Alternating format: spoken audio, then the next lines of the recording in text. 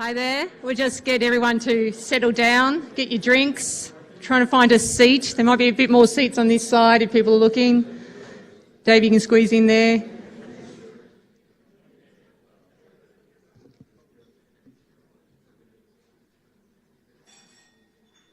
I'll get started.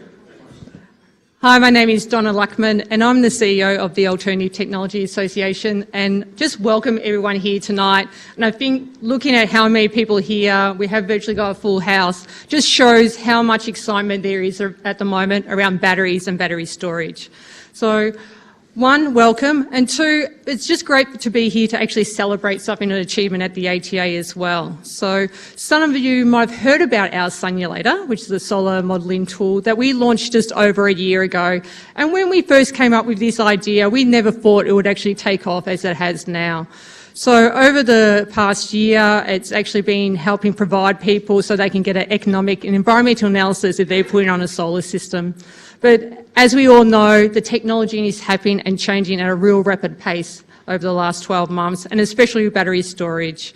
I go to a lot of ATA events. It might be Sustainable House Day, it might be Speed Data Sustainability Expert, and even 14 months ago, people will be asking questions about their solar system. And people are still asking questions about their solar systems, but they're asking about their solar systems and their battery storage. I think battery storage is capturing people's imagination of what a future energy can actually look like for us.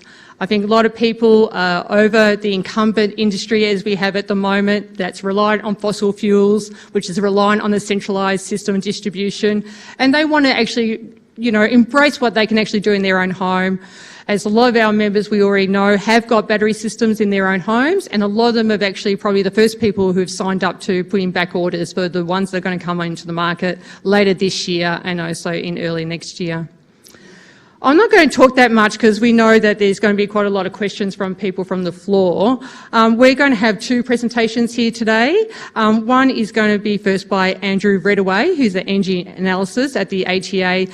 And not only is he an awesome person in the organisation, he actually is the guy and the developer behind the Sunulator. So he's probably going to be the guy that you're all going to mob later after this to ask questions of. So Andrew's going to give you a bit more background on the Sunulator and particularly the battery storage component, and then we're going to have a bit of words also from Damien Moyes, who's the ATA's Energy Policy and Projects Manager. And he's going to just give you a bit of a context on how the Sunulator fits in a lot of the other work that the ATA is doing at the moment in battery storage, but also in the energy market generally. So I'm going to pass it over to Andrew.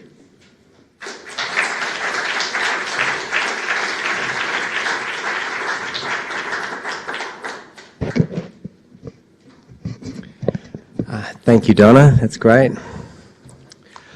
I was thinking about what I would be presenting today, and being a nerdy sort of guy with an engineering background, my first inclination was to take you through cell by cell and, macro by macro, and but then I remembered, hang on, Monday week we've actually got a Sunulator training course, so I can save all of that stuff until then. So if you're interested in really getting hands-on, then we do have that event.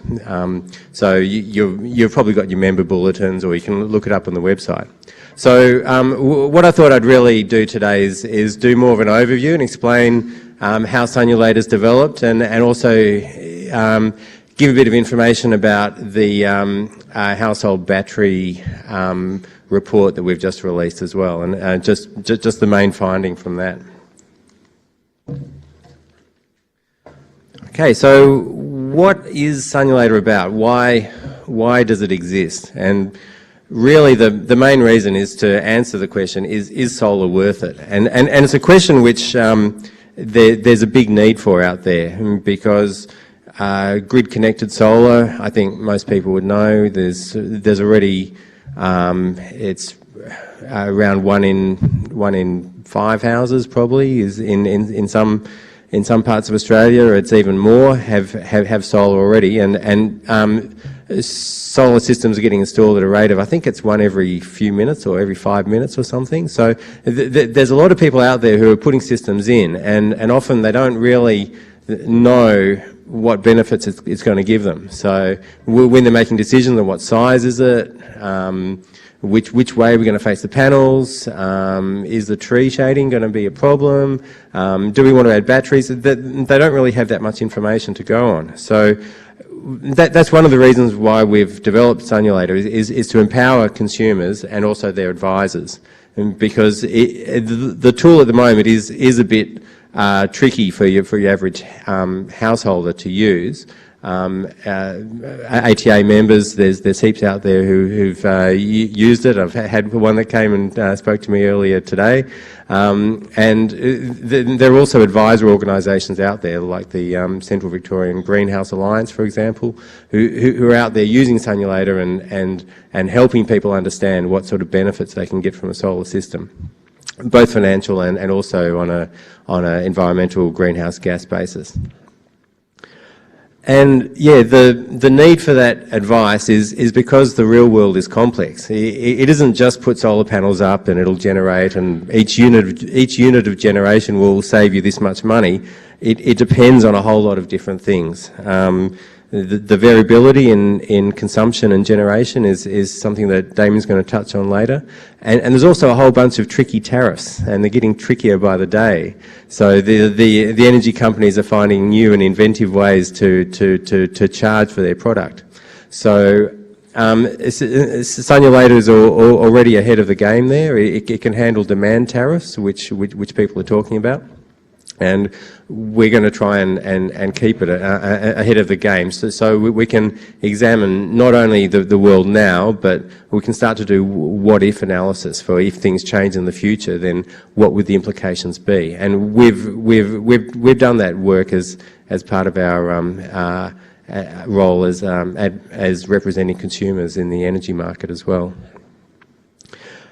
Community solar is a big aspect of Sunulator. The original funding that we got was focused around community solar, so it's already been used to analyse community solar projects at various stages of development, from the Black Forest Timber Mill in the Macedon Ranges to the Tarthra Community Solar Farm up in New South Wales, and Aboriginal community over in Western Australia. We've got a member here who was instrumental in trying to progress that, and we're still trying to progress it.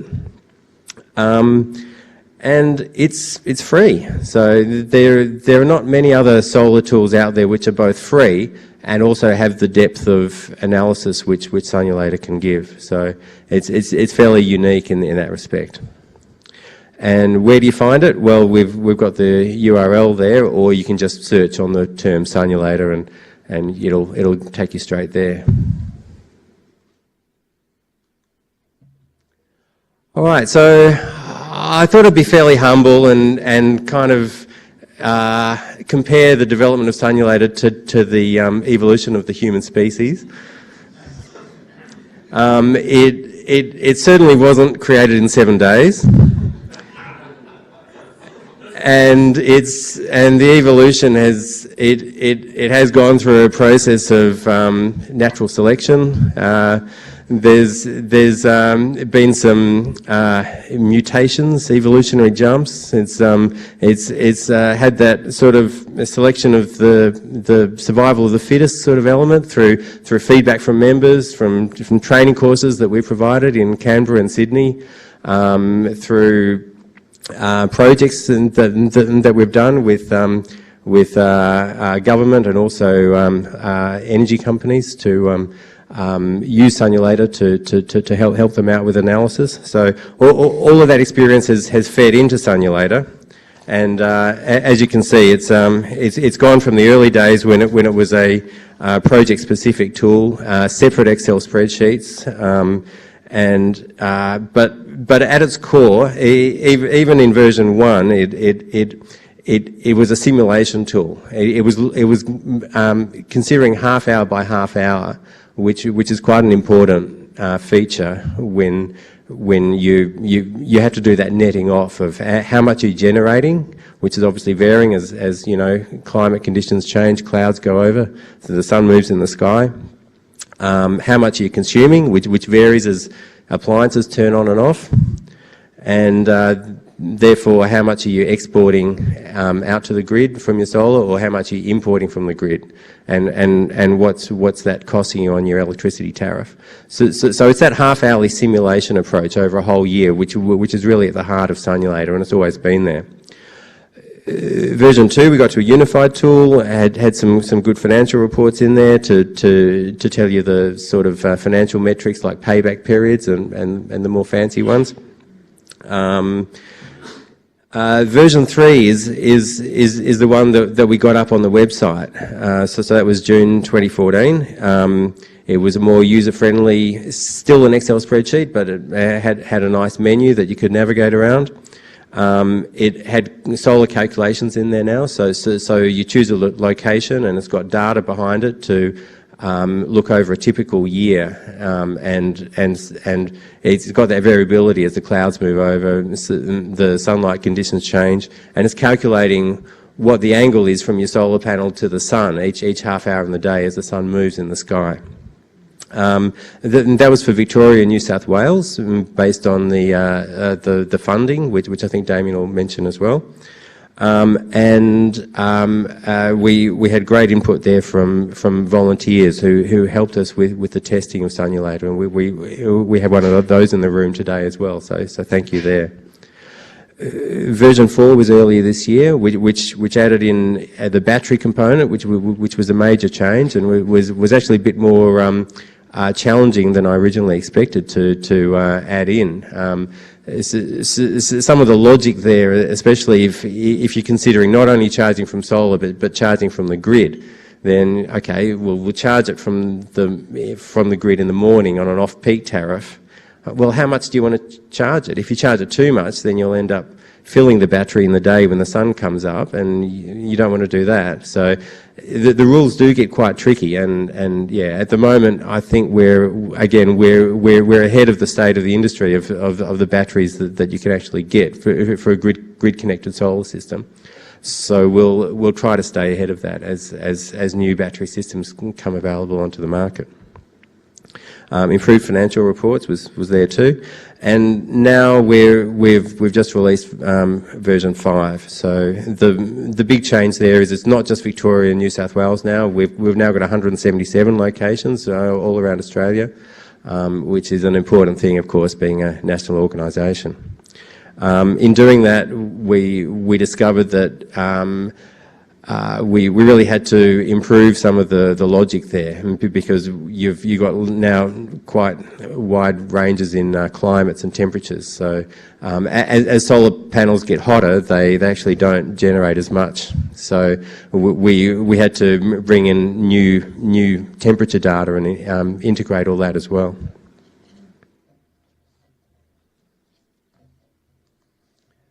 All right, so we've just used Sunulator to do a study on household batteries, grid-connected batteries, and the report we just published it yesterday on our website. It had interest from a few different media organisations as well, and the purpose of that was really to give consumers some advice, all these consumers out there which have heard all the hype about the batteries, and there's a whole stack available now, and there's also new ones coming out next year you would have heard about, more than one. So the big question is, well, if I'm considering putting in a solar system, for example, do I just put in solar, or do I add a battery on as well? How much is that going to save on my bill, and is it going to be worth it, and is it going to help the environment? So that's what we examined in this report, and there are some copies here today that you can probably grab and have a look at, or it's available on the web address there. So yeah, we examined several scenarios, and we'll probably be coming back to this and looking at more scenarios later on, especially as new developments happen in the industry. So the key finding really was that adding batteries now or next year is yes, it'll save you some money on your bills, and because you can, when you've got excess solar in the middle of the day, then you can save that in your battery, and you can use that in the evening when you have your evening peak. So rather than exporting that excess electricity for 5 or 6 cents, you can use it to offset your consumption tariff at 25, 30 cents, whatever it happens to be. So yes, you can get bill savings, but it's not really worth it at the moment for the upfront cost of the battery. And but if you fast forward a few years to 2020, then it's starting to look competitive. So that's what this slide is showing us here. It's talking about the net present value, which is the your net position once you consider all of your future bill savings out for 20 years. And then you weigh that up against your upfront cost of putting in the battery system, a little bit of maintenance costs, and also a cost of replacing the battery after a 10-year lifespan. So when you weigh that up, yes, you do come out ahead in a few cases here in 2020. So this is the sort of information that we wanted to put out there for consumers, to say, well, yes, batteries are exciting. There are heaps of early adopters who'll go ahead and do it, but don't go out there expecting that all your bills are going to be wiped out by adding in a grid-connected battery.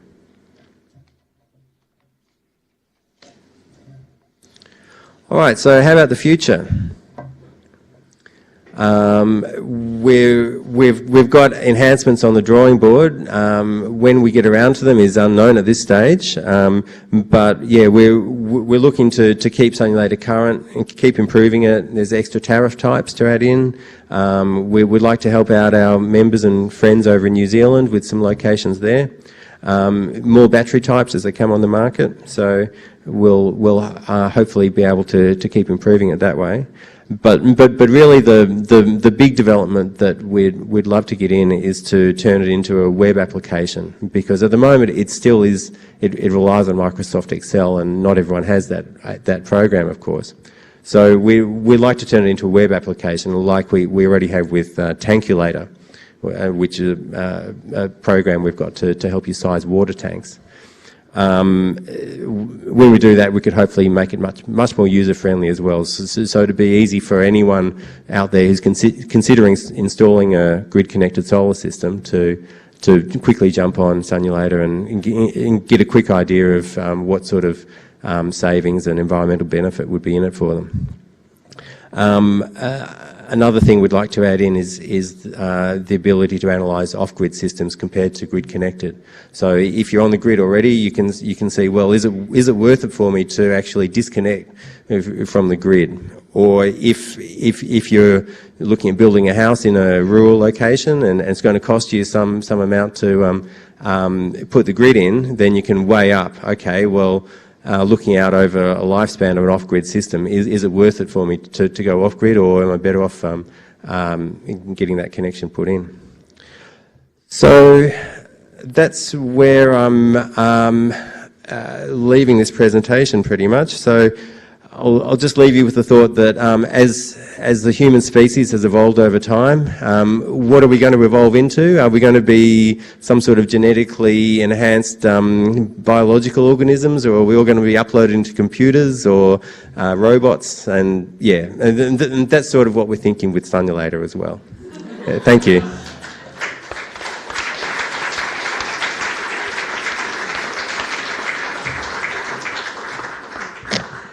Thanks, Andrew. And as I said, we're going to have about 20 minutes for questions afterwards. So if you've got some questions from that, yeah, just hold on to them, and we'll have a roving mic that goes around as well. And at this stage, I should also mention, we're actually filming this presentation as well. So maybe if you don't like being filmed and your question being heard, then maybe ask us a question afterwards. So I'll introduce you now to Damien Moyes. Yeah.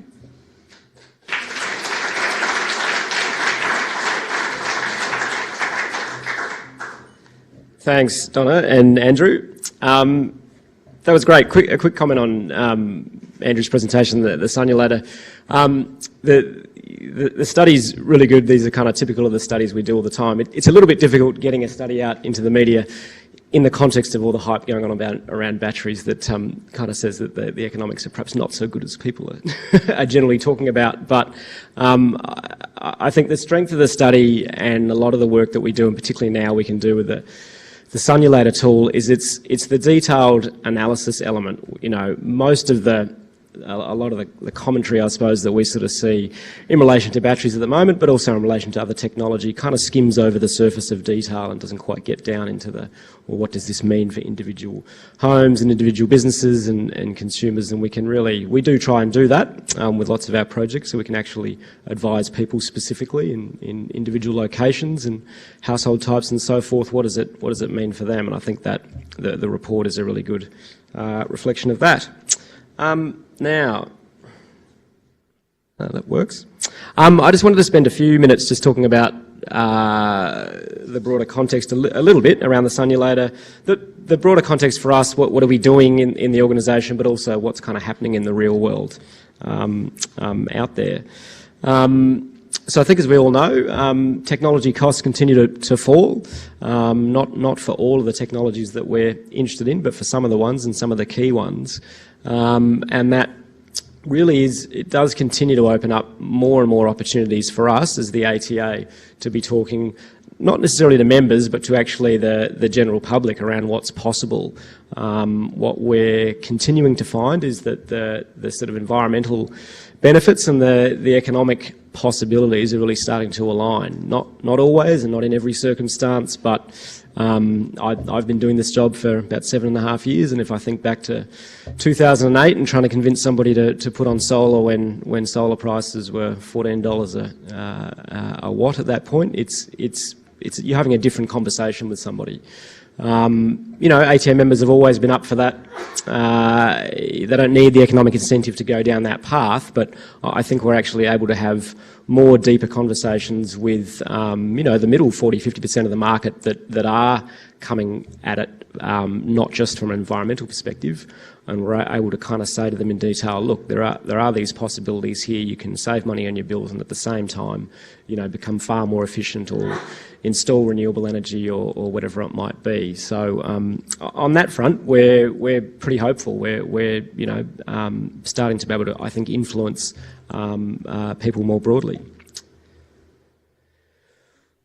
I just wanted to touch on a few things that are going on in the real world and how that kind of relates back to our sort of work. Meters, smart meters, they are out there. They're out there in different forms. I mean, we're in Victoria, so, you know, everybody here now, at least at home, has a meter. All the small businesses have a smart meter.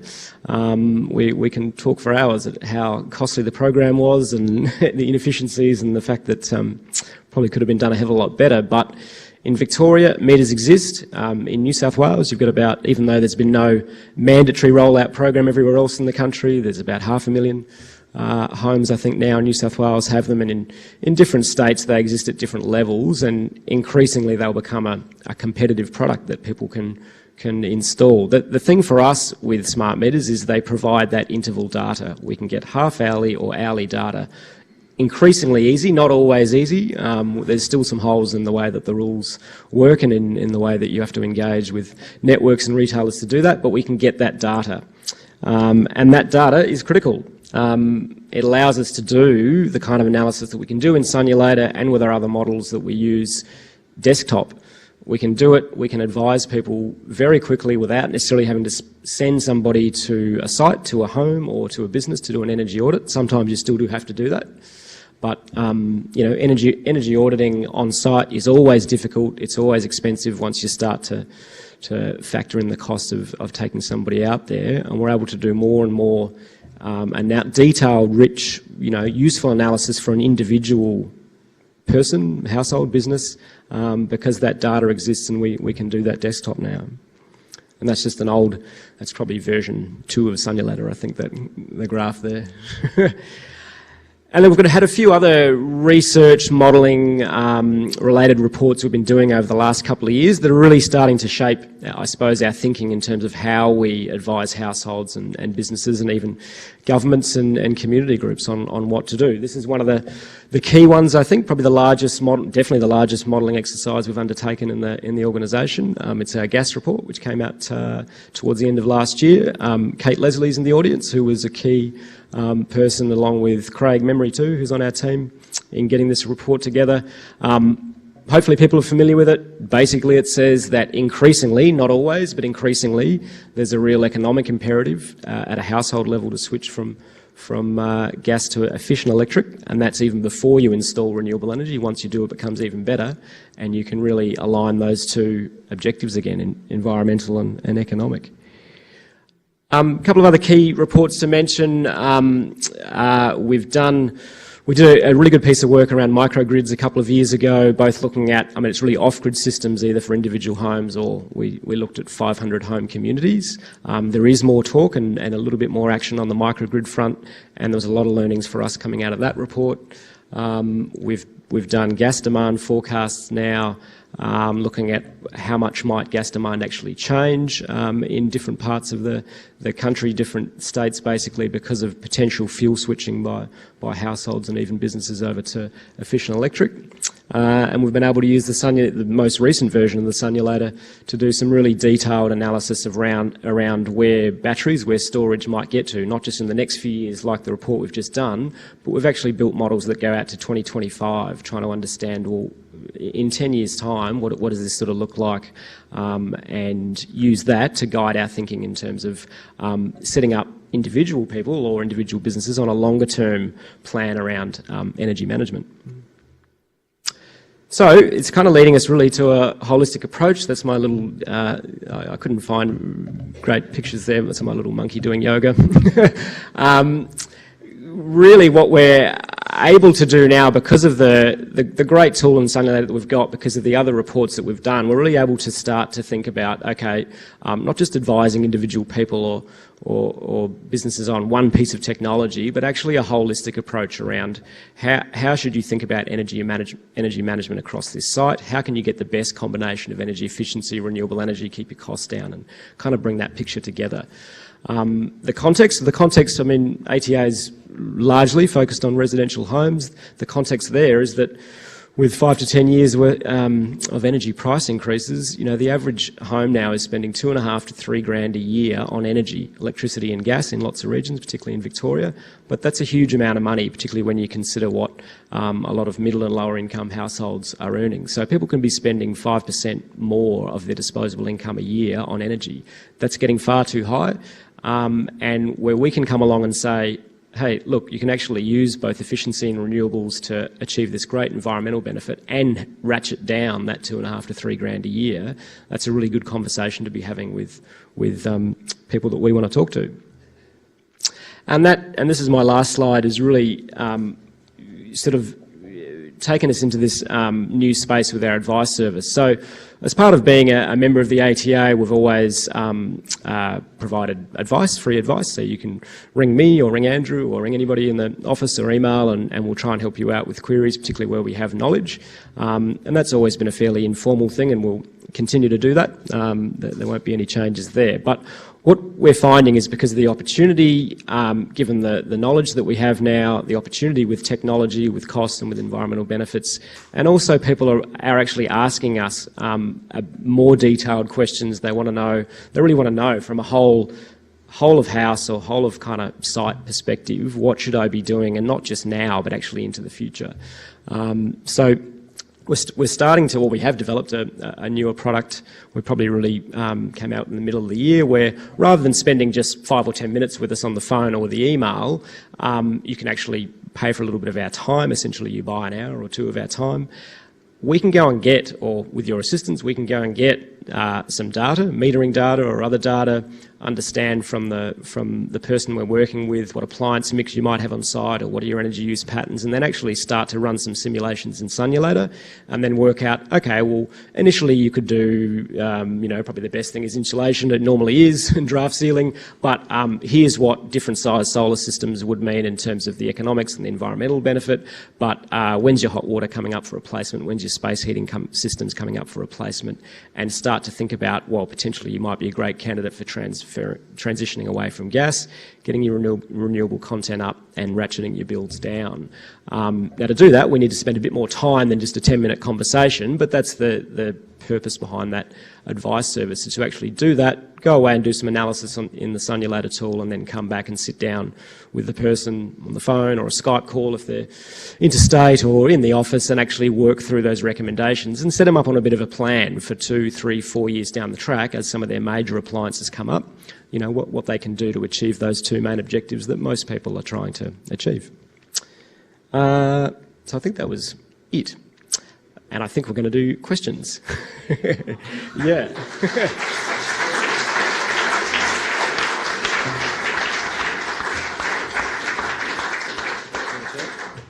So yeah, has anyone got any questions? We've got a roving mic, our special person here, Don. He can run down and heard the mic. So yep, go ahead. And Andrew, maybe you want to come up here as well. Yep.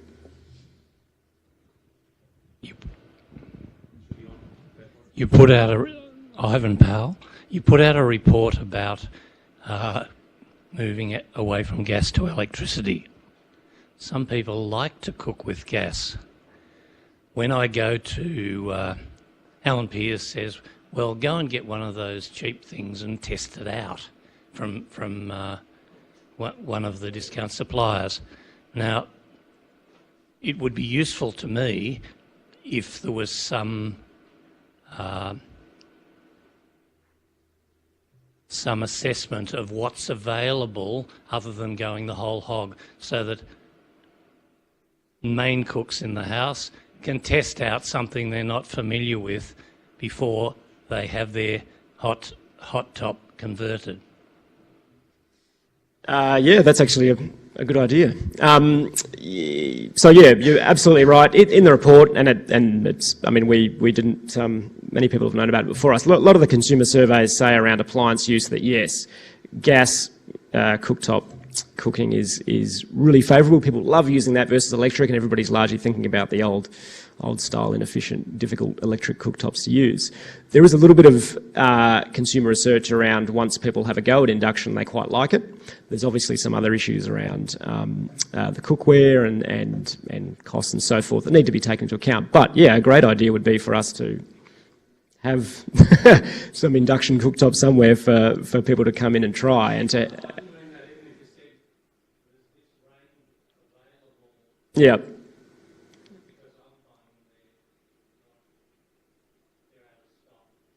Okay. Yeah. Yeah. Okay, we'll take that on board, and sounds like a good project area for us to get into. Mark? Yeah, 2 points. Just to reply on that one, one of the things you can do, and I've done, is I went out and bought a small induction cooktop. Just a hot plate. And one of the interesting things was I did that specifically to test all my cookware before I made any. And I've got some expensive cookware, don't ask me why, but it is there. And a good salesman he was. And so one of the interesting things is you test all of your pots and pans on that small induction cooktop, and you find out that some of them work, some of them don't. And so there are opportunities to do that kind of study, and I'm sure other ATA members have done it as well, and so maybe we can tap into the membership and get some stuff coming straight back out. The second question I had was about the tankulator. Well, that's the first question, was that you were saying before about you were planning to do an off-grid component sometime in the future. Is it possible, and this shows you how much I've played around with it, is it possible to simulate that by just not having grid connect electricity coming in through the modelling? Yes, with Sunulator at the moment, what you can do is to tell it that you've got a a solar system, solar panels and battery, and then run it. And there are numbers that you can get out in the report, which will tell you how much it's importing from the grid, like over the whole year, for example, or in different months. You can find that out as well. So you can interpret that as, well, if I went off grid, then that electricity that I'm getting from the grid, I would have to get it from a generator.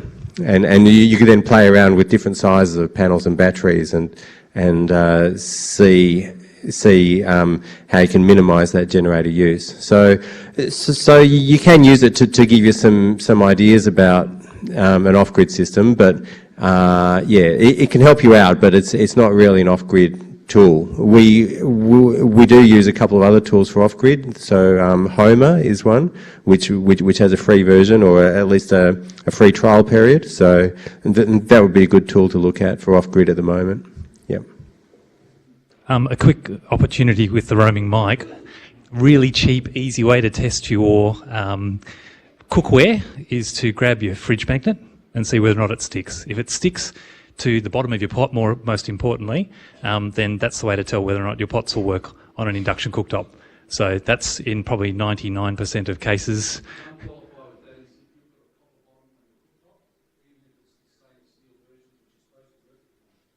So that's, yeah, ferrous metal, but copper bottoms was the reference there. Still test it. And if you really badly want to have a go at an induction cooktop, there's one sitting under my desk at work. One of the small ones. My quick question is, do you have a budget around developing it into the web development for this year, or is that next year? Or?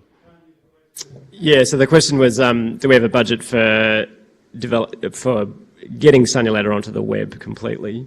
So we've got a couple little projects we're going to be doing in the next 6 to 12 months to put parts of it on the web and parts of the advice service to try and streamline that a bit. But to get the whole of the tool, all of the calculations and all of the databases that kind of sit behind it on there, we haven't got a fixed quote. The rough guide that we can go off is to do it with the Tankulator, which we did. So the Tankulator is a web tool now. It's been up and running for about 3 or 4 years. It's a far less complex tool than the Sunulator. The Sunulator is bigger. That was about $100,000, that project, to do that. So the Sunulator is probably twice that, if not a bit more, and that's probably mainly just in IT fees, of which we haven't. Yeah, so we're pretty much in that one. We're sort of looking at business development opportunities, talking to different potential funders about it, and hopefully we'd be able to bring something to the board in the not too distant future. But it'll be an expensive exercise. Yeah. Thanks, Don. And question for Andrew. I think you mentioned in your presentation that your calculations are based on a typical year or an average year. Is there still such a thing as a typical year? That's a very good question. Yeah. We purchased data from the Bureau of Meteorology, so we got data back from the mid-90s, but most of that was too patchy. So we've really used from the last 8 years or so of data. So we've got as recent as we can, but yeah, as climate change starts to affect the weather, then it's quite possible that in some parts of Australia you may get more out of your solar systems, but in others you may get less. So one of the things with the latest version is it's actually quite flexible to work with different climate data files and that you can basically plug in without having to change Sunulator itself. So that's a study that it would be great to do if we got some funding for it, for example, would be to start doing some what-if analysis. If the climate does change the way that the scientists are predicting, then how would that affect solar output in different parts of Australia and bill savings and stuff? Yeah, that would be great. I think everybody would agree that the hype around storage has been good, because a lot of people that weren't thinking of solar are now thinking of it. But I'm just wondering if one of the implications of the study is that people whose interest was piqued are now going, oh, it's not worth it. And and the engagement with the media is key, because they control the level of interest and the hype. But to say to people, but don't put off your solar installation, because as long as you look after these aspects of it, it's storage ready. And I've been engaging a few different installers and suppliers, and they really are, keen on continuing their own simple PV installation and not really considering the interest of the consumer and storage later on. So I think a good... Well, that's it, and I don't blame the business people, because they've got to keep the installations coming to, keep the money coming in. But I think a valuable bit of advice is to get out there would be, don't put off your installation, just make sure that you're not wasting the investment in the installation when you want to put storage on later. Yeah, I mean, besides the study, in Renew and through other, on the website and elsewhere, we do lots of technical analysis around the way that you can grid connect batteries to existing solar systems, and there's different ways you can do it. How can you install a solar system to be ready in 5 years to do that? So we're hoping that we've got some good advice for consumers out there on that. On your first point, it's a really relevant point. It's something that around, are we dampening down the the current buzz around batteries? It's always a little bit of a challenge for us. I mean, there's a few points to make there. ATA generally looks at things from the consumer or the household side of things, the demand side of things. So we're constantly trying to put out information and advice that is specific to them. We do know that, from the solar experience, there was a huge uptake in those early years, even when, payback times as one economic metric was still beyond 15 or 20 years, people were doing it. And that's great. And I suppose, ATM members and others, early adopters and people who place a greater value on the environmental benefit will do that, and that's good.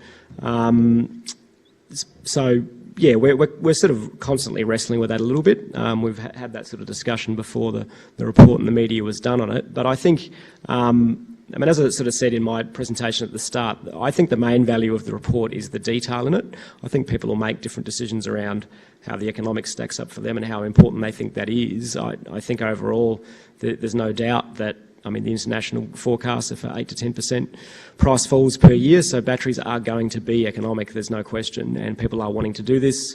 A lot of consumer surveys, I was saying earlier, people place their retailers just under used car salesmen in terms of their relationship with them, so people are looking to distance themselves, if not completely leave those, and I think there's some other factors there too which will no doubt see the uptake be pretty strong.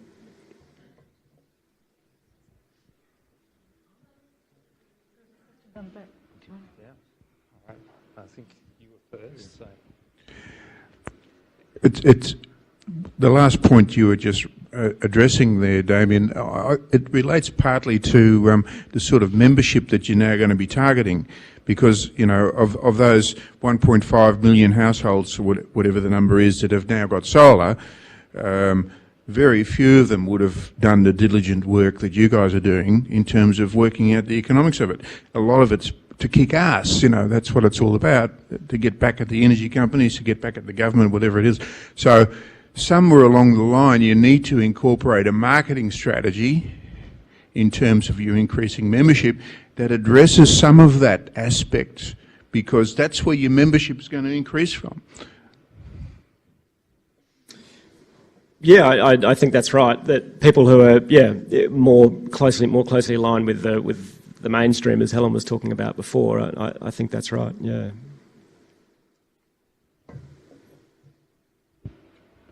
Hi, my name is Paul Fox. I'm from AGL New Energy, so slightly below a used car salesman.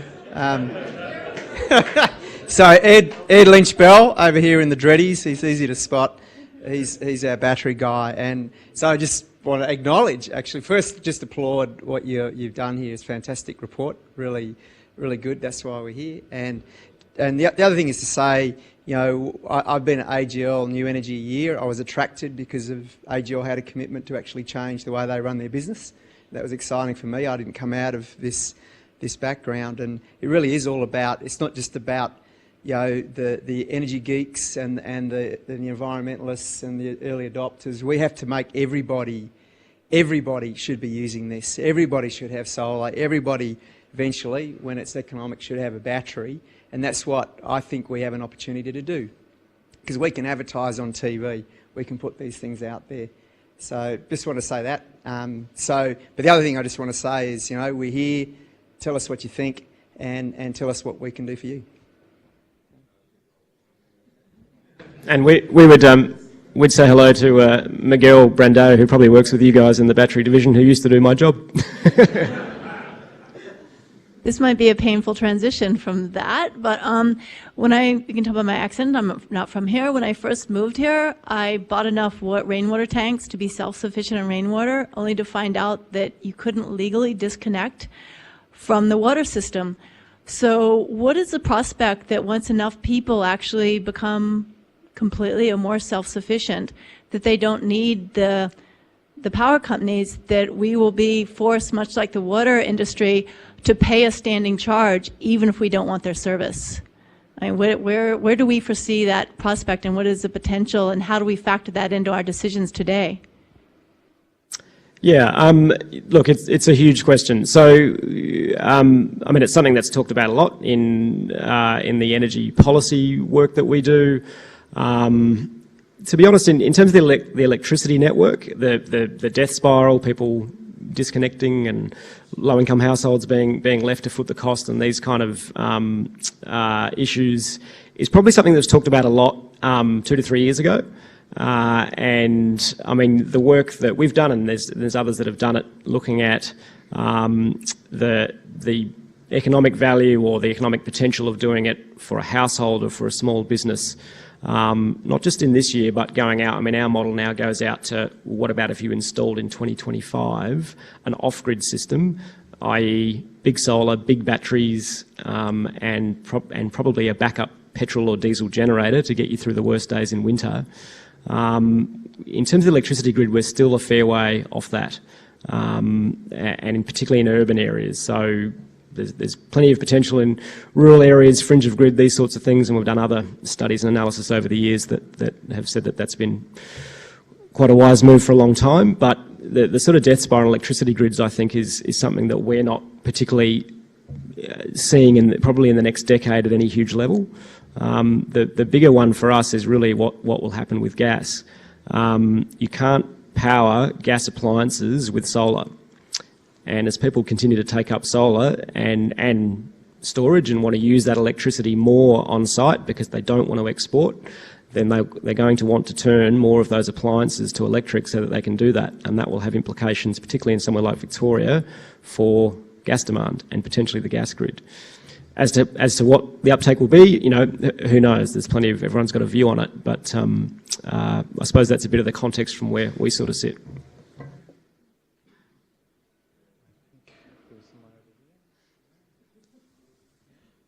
How are we doing for time?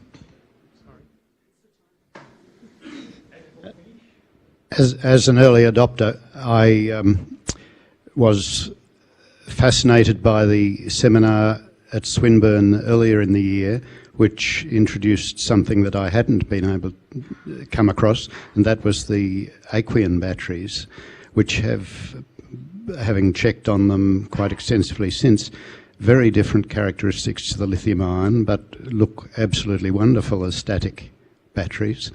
I've been tempted to leap in. I just wonder if anybody in ATA is starting to look at them, and if I could exchange notes. Thanks, bye. Well, the simple answer is yes, we are aware of them, and we're investigating them to some extent. The technical editor on Renew magazine is looking at them. I've had a look at the specifications on them, and at first glance, it appears that they may be not as suited to a grid-connected hybrid system, because if you discharge them quickly, then the efficiency appears to drop off quite a lot. But yeah, they're relatively new, and that's one of the battery types that I'd like to get into Sunulator as an additional option on what's already there. Sorry, this will probably be the last question because I think we need to wrap up. So. Oh, good day. I'm not sure if I'm repeating the last question here, but I was wondering if you've looked at salt batteries as a type of battery in the Sunulator system. Probably aqueous salt batteries, I guess you're referring to. That would probably fall under a similar category to the Aqueon that was just mentioned in the last question. Yeah. So, look, there's heaps of new developments out there on the horizon with batteries and solar, and it'll be really interesting to see, well, what becomes feasible, economically feasible, and actually gets market share. Yeah. And just probably worth mentioning that Sunulator at the moment you can model lithium batteries or different types of just your basic traditional lead acid, older ones or newer ones. But yeah, as some of the newer technologies come online, we'll hope to update the tool. Should we take one more? If I talk really loud. I think that last question raised an interesting point, and that is there a combination of batteries that could be used which would satisfy the, if you like, your base load out of storage and your peak load out of storage, because it's the surge load that is giving a problem? Thank you. Yes, there is scope for that, and that's actually what the Ultra battery is attempting to do. So it's a lead acid, but it also includes capacitors in there. It's now being marketed by eCoult. So that's another one of the new types that are coming out. That it would be good to get that in Sunulator as well. All right, I might just get everyone to just give a hand to Damien and Andrew for the presentation.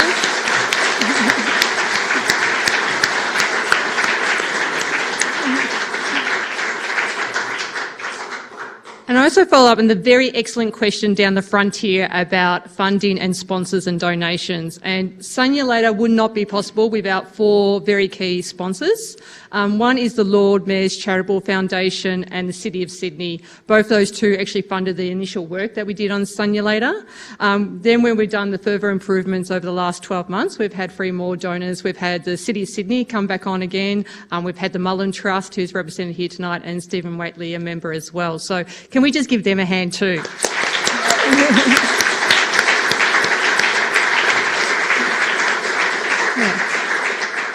And Katie, my marketing manager, will kill me if I don't say, if anyone wants to sponsor more funding in the Sunulator, please come and talk to me afterwards. So I think there was a couple other things that we mentioned as well. One is there is a training workshop that is Monday week. We'll be putting out a reminder on members' e-bulletins. So if you're interested in learning more, actually hands-on how the Sunulator works, you bring your laptop along and we actually do like a 2-3 hour session with you. So, and it's a cheap price for ATA members for that one as well. Sorry, Andrew, yeah? Just one more quick one with the screen that's up here about the advice service. It could make a good Christmas present for somebody.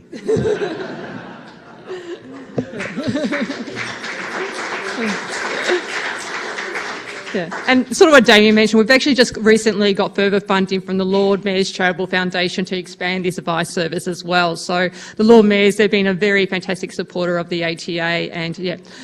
Sorry? Melbourne. Yeah, yeah.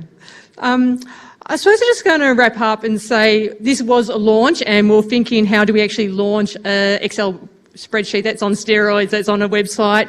It's a little bit difficult. We can't actually smash champagne on it, get a bit messy up here. We don't want to just click on a mouse pad. That's actually really boring. Helen had a fantastic suggestion that maybe we should get a solar panel and an incandescent light globe, and we smash the incandescent light globe, symbolising us the changing of what energy future that we would actually like, smashing the old system. But that might get a bit messy as well. So what we actually would like is all of you just to come out and have another drink of us if they haven't taken them all away. And I think we'll do a cheers out there, and that'll be a good way to celebrate it. So thank you, everyone, for coming along tonight. I actually want to thank KPMG as well. While we're doing all the thank yous, they provide this venue for us for free, as well as they've been doing our audit over the last few years. So a last little final clap for them. Yeah. So go and help yourself to some more drinks, and I'm sure that Andrew and Damien are about to get mobbed. Yeah.